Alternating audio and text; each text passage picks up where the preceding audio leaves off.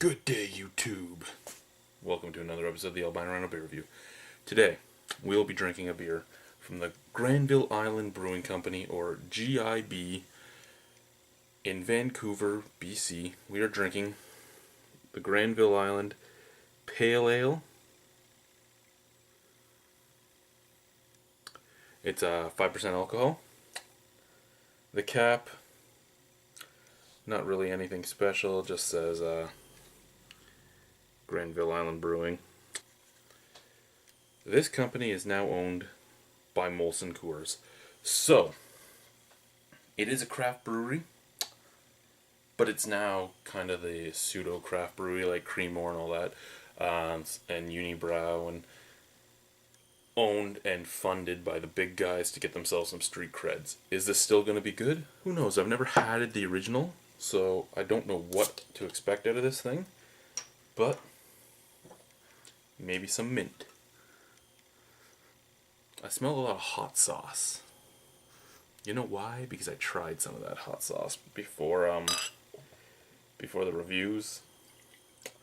All I can say is my bum burns. Not much head, really just a little tiny line. Beautiful color. I didn't pour it nearly as aggressively as I should have, so that's my fault. But that is a beautiful deep amber. It actually has that honey color. I'm gonna get a LED light next time to just shine from the bottom. Yeah, I know it's not really something normally done. I've seen a few guys that don't really review beers do it, but the fluorescents give off a really nice look of this that the camera's not picking up. But it looks beautiful. It's a nice honey color, as I said. Smell.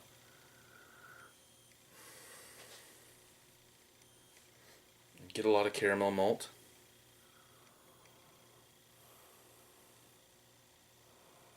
Smells like some Cascade hops, some Warrior, maybe some Chinook. It has a lot of that.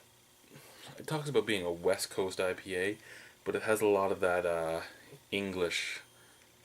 West Coast Pale Ale, but it has a lot of that English Pale Ale smell to it. It has a lot of the like bready notes. It kind of has that copper coin smell. Let's go right in.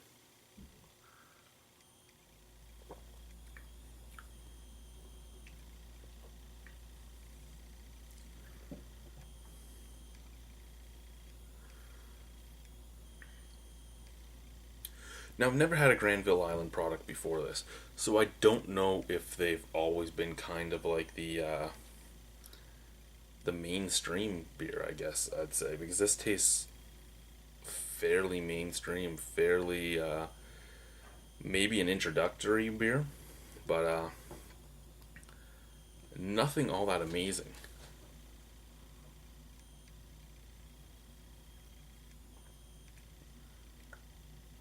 I'll give it its drinkability is awesome. Pale ales, not my personal favorite thing. I could probably drink this thing all night long.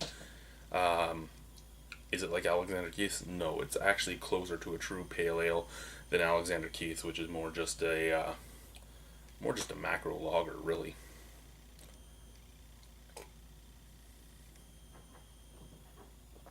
Nice little touch of caramel. A little bit of citrus hops. Well, citrus taste on the hops. I'm going Cascade. It's kind of grapefruity. Very, very bready. Leaves your mouth kind of cottony, biscuity, if you will. Kind of has that copper coin taste.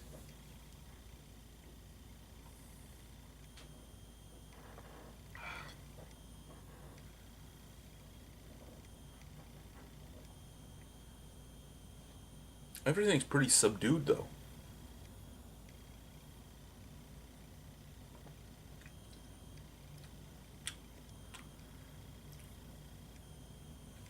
These are kind of weird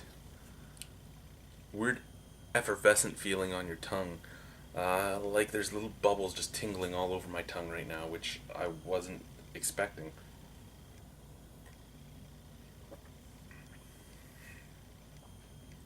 Taste. I'd say below average to average. Drinkability, I'd say above average. Visual appeal, average. Nose, slightly below average. Everything combined, I'd give it a probably a 6.25 out of 10. I'd drink it again. I'd drink it wholeheartedly, no complaints.